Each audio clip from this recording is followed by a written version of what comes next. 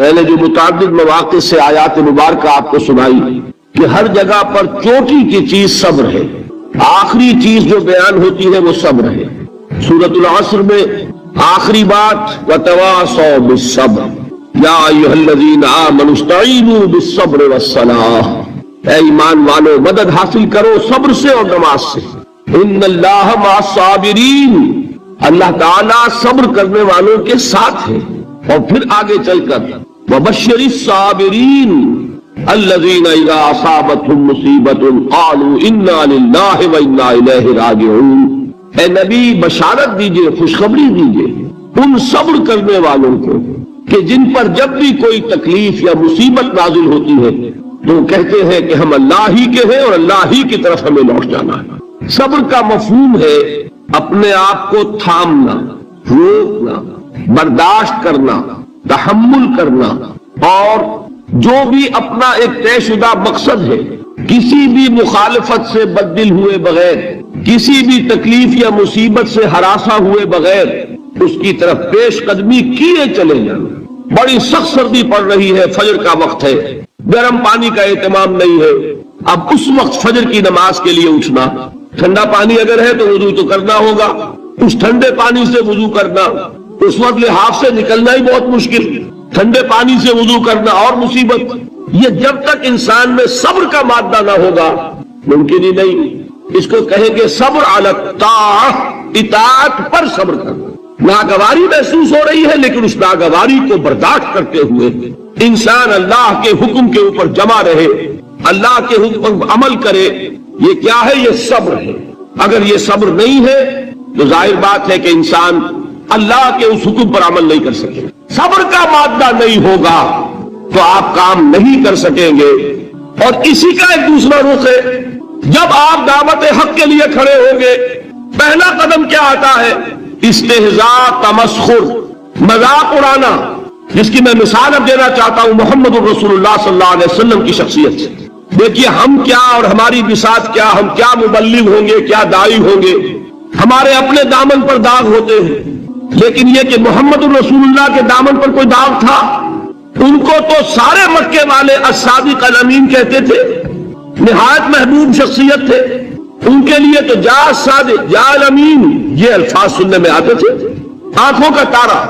لیکن جب آپ نے دعوت اب شروع کی، اب قرآن مجید میں دیکھیے کسی نے کہا مجنون ہو گئے، دماغ خراب ہو گیا، پاگل ہو گئے، اجی شاعر ہے، کچھ شعر جوڑ لیتے ہیں ہم پر بہت جماتے ہیں۔ کسی نے کہا ساحر ہے، تو جادو سیکھ لیا، یہاں تک کہ ایسے بدبخت بھی پیدا ہوئے قرآن میں ہے ساحرون کذاب، سحر کرنے والا جادوگر نہایت جھوٹا۔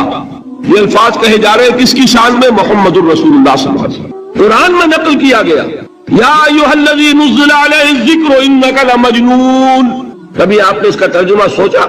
ہے وہ شخص، دیکھیے تصور کیجئے حضور جا رہے ہیں، تشریف لے جا رہے ہیں، کسی دعوت میں ہے، تبلیغ میں، یا ویسے ہی تشریف لے جا رہے ہیں، اور کوئی ایک دم گھٹا ہے لوگوں کا، ادھر سے فکرہ آتا ہے، تیر کی طرح لگتا ہے دل میں جا کر محمد کے صلی اللہ علیہ وسلم۔ ہے وہ شخص جس کا یہ خیال ہے کہ اس پر کوئی ذکر نازل ہو رہا ہے، ہمارے خیال میں تو تمہارا دماغ خراب ہو گیا۔ یا ایھا الذی نزل علیہ الذکر انک لمجنون، کہا کہ نہیں کہا؟ اور یہ نہ سمجھیے کہ حضور صلی اللہ علیہ وسلم کے قلب مبارک کو تکلیف نہیں ہوتی تھی۔ میں قرآن سے ثابت کروں گا، میں کہیں کوئی کہانیاں بیان نہیں کرنا چاہتا۔ قرآن نے کہا ہے وَلَقَدْ نَعْلَمُ أَنَّكَ يَضِيقُ صَدْرُكَ بِمَا يَقُولُونَ، اے نبی ہمیں خوب معلوم ہے صلی اللہ علیہ وسلم کہ جو کچھ یہ لوگ کہہ رہے ہیں اس سے آپ کا سینہ بھجتا ہے، یہ جو گھٹن ہوتی ہے، صدمہ ہوتا ہے۔ أَنَّكَ يَضِيقُ صَدْرُكَ بِمَا يَقُولُونَ، ہمیں خوب معلوم ہے کہ جو کچھ یہ باتیں آپ کو سننی پڑ رہی ہیں، یہ کڑوی کسیلی باتیں، یہ جو فکرے چست ہو رہے ہیں، استہزاء ہو رہا ہے، تمسخر ہو رہا ہے۔ سورہ حجر میں ہے، ایک جگہ کھڑے ہوئے لوگ قرآن کا مذاق اڑا رہے ہیں، بھائی فلاں آیت تم لے جانا، فلاں آیت میری ہوگی، اس کے ٹکڑے کر رہے ہیں، اس کے ٹکڑے حصے بکھرے کر کے ٹیما بنا کر ان آیات کا تمسخر اڑا رہے ہیں۔ ایک جگہ قرآن مجید میں مذکور ہے کہ فرشتوں کا مذاق اڑ رہا ہے۔ بھائی یہ دیکھو محمد نے کہا ہے صلی اللہ علیہ وسلم کہ جہنم پر تو کل 19 فرشتے ہیں، علیہا 19 قرآن میں آیت نازل ہوئی، ایک پہلوان کہتا بھائی 10 کو تو میں سنبھال لوں گا، باقی 9 کا تم انتظار کر لو۔ یہ باتیں آ رہی ہیں حضور کے کانوں میں۔ کلام الہی کے ساتھ کیا سلوک ہو رہا ہے، مجھ پر کیا فکرے چست کیے جا رہے ہیں، مجھ پر جس طریقے سے استہزاء اور تمسخر کا رویہ اختیار کیا گیا ہے، دل بھچ رہا ہے، دل میں صدمہ ہے۔ دیکھیے سورہ نون ہے، اور میرے نزدیک یہ دوسری وحی ہے جو حضور پر نازل ہوئی ہے، اس کی ابتدائی آیات، نون والقلم وما یسطرون ما انت بنعمت ربک بمجنون وَإِنَّ لَكَ لَأَجْرًا غَيْرَ مَمْنُونٍ وَإِنَّكَ لَعَلَىٰ خُلُقٍ عَظِيمٍ فَسَتُبْصِرُ وَيُبْصِرُونَ بِأَيِّكُمُ الْمَفْتُونُ إِنَّ رَبَّكَ هُوَ يَعْلَمُ بِمَنْ ضَلَّ عَنْ سَبِيلِهِ وَهُوَ أَعْلَمُ بِالْمُهْتَدِينَ۔ نون، قسم ہے قلم کی اور جو کچھ یہ لکھتے ہیں۔ اے نبی آپ اپنے رب کی نعمت سے مجنون نہیں ہیں۔ یہ کیوں کہا جا رہا ہے؟ حضور کو جو صدمہ پہنچا ہے وہی نازل ہوئی ہے دل جوئی کے لیے، تسلی کے لیے۔ آپ کیوں برا منا رہے ہیں؟ اے نبی آپ کیوں صدمہ اور رنج اور اندوہ محسوس کر رہے ہیں؟ ان بدبختوں کے کہنے سے کوئی آپ مجنون ہو جائیں گے؟ مانتا بے نعمت ربک بھی مجنون وَإِنَّ لَكَ لَأَجْرًا غَيْرَ مَمْنُونٍ۔ آپ کو جو یہ صبر کرنا پڑ رہا ہے، آپ کو جو یہ جھیلنا پڑ رہا ہے، اس کی وجہ سے آپ کو وہ اجر ملے گا جس کا سلسلہ کبھی منقطع نہیں ہوگا۔ وَإِنَّكَ لَعَلَىٰ خُلُقٍ عَظِيمٍ، اور اے نبی آپ تو خلق عظیم کے حامل ہیں۔ آپ کا اخلاق، آپ کا کردار، آپ کی سیرت، آپ کی شخصیت میں طہارت، نفاست، پاکیزگی، آج تک دنیا نے کوئی پاگل، کوئی مجنون ایسا بھی دیکھا؟ یہ ساری باتیں اللہ تعالیٰ حضور کی دلجوئی کے لیے فرما رہے ہیں۔ اس سے آپ اندازہ کیجئے کہ کتنا صدمہ ہوتا ہوگا۔ یہی ہے، اس ساری چیز کو جمع کیجئے تو یہ چیز کیا ہے؟ وَاصْبِرْ عَلَىٰ مَا يَقُولُونَ وَاهْجُرْهُمْ هَجْرًا جَمِيلًا۔ صبر کرو اے نبی، صبر کرو اے محمد صلی اللہ علیہ وسلم، جھیلو اور برداشت کرو اس پر جو یہ کہہ رہے ہیں۔ یریدون لیطفئوا نور اللہ بافواہہم، یہ چاہتے ہیں کہ اللہ کے نور کو اپنے منہ سے بجھا دے، پھونکے مار کے ہی بس۔ نور خدا ہے کفر کی حرکت پہ خندہ زن، پھونکوں سے یہ چراغ بجھایا نہ جائے گا۔ یریدون لیطفئوا نور اللہ بافواہہم واللہ متم نورہ ولو کرہ الکافرون، یہ چاہتے ہیں کہ اپنے منہ کی پھونکوں سے اللہ کے نور کو بجھا دیں، حالانکہ اللہ تعالیٰ تو اپنے نور کا اتمام فرما کر رہے گا، خواہ ان کافروں کو کتنا ہی ناگوار ہو۔ اس کی ترجمانی ہے نور خدا ہے کفر کی حرکت پہ خنددن، پھونکوں سے یہ چراغ بجھایا نہ جائے گا۔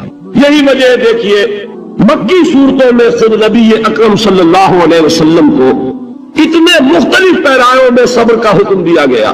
کچھ مثالیں میں دے چکا ہوں، وَلِرَبِّكَ فَاصْبِرْ، اسی طریقے سے وَاصْبِرْ كَمَا صَبَرَ أُولُو الْعَزْمِ مِنَ الرُّسُلِ، اے نبی صبر کیجئے جیسے کہ صبر کیا ہمارے اولو العزم رسولوں نے۔ وَاصْبِرْ وَمَا صَبْرُكَ إِلَّا بِاللَّهِ، اے نبی صبر کیجئے اور آپ کا صبر تو اللہ ہی کے سہارے ہے۔ وَاصْبِرْ لِحُکْمِ رَبِّكَ، یہ سورہ نون جس کی ابتدائی آیات میں نے آپ کو سنائی، نون والقلم وما یسطرون ما انت بنعمت ربک بمجنون، اس کا اختتام کیا ہوتا ہے؟ واصبر لحکم ربک ولا تکن کصاحب الحوت اذ نادى وهو مکظوم، اے نبی صبر کیجئے اپنے رب کے فیصلے کا، انتظار کیجئے اور اس مچھلی والے کے مانند نہ ہو جائیے۔ مچھلی والا کون؟ حضرت یونس علیہ السلام۔ مچھلی والے نے اپنے دینی حمیت اور غیرت جو تھی اس کی وجہ سے اللہ کے حکم کا انتظار نہیں کیا، اپنی قوم کو چھوڑ کر چل دیے۔ نبی کا، رسول کا یہ معاملہ ہوتا ہے جیسے کہ آپ کو معلوم ہے کوئی افسر ہے کسی حکومت کا، وہ اپنی پلیس آف ڈیوٹی کو نہیں چھوڑ سکتا، he must stick to his place of duty. بڑے افسر کے لیے تو یہ بہت اہم بات ہے۔ تو اے رسول، جہاں آپ کو ہم نے تعینات کیا ہے آپ وہاں سے ہل نہیں سکتے کہ ذرا مخالفت ہوئی، لوگوں نے فکرے چست کیے اور آپ کہیں اور چل دیے، دفع ہوئیے، یہ بات نہیں سننا چاہتے میں کسی اور کو سناؤں گا، ہو سکتا ہے میں، ہم تو کرتے ہیں نا یہ، اس لیے کہ ہمیں تو اللہ نے کہیں تعینات تو نہیں کیا نا۔ اگر ایک جگہ کے لوگ بات نہیں سنتے، چلو بھائی ہم کہیں اور جائیں گے وہاں بات سنائیں گے، لیکن رسول کا معاملہ ہوتا ہے جو اس کی پلیس آف اپائنٹمنٹ ہے، he cannot leave his place without the express permission of اللہ سبحانہ و تعالی۔